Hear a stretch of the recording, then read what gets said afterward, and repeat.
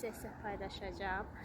Hamıları tanıdı, fəqət adımı bilmədilər. Niyə? Mənim o qədər çətin adım var ki, bilmədiniz. Həm də mənim xəbərsiz belə qət taxmısınız. Çox sevirəm gölü. Biraz dincəlim göldə, yəni Dədə Qorqud parkında oturub dincəlim.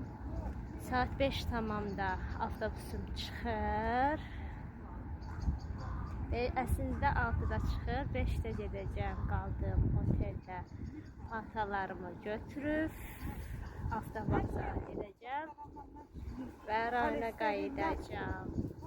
Allah qoysa bir aydan sonra, yəni iyun ayın axırında Bakıya gələcəm.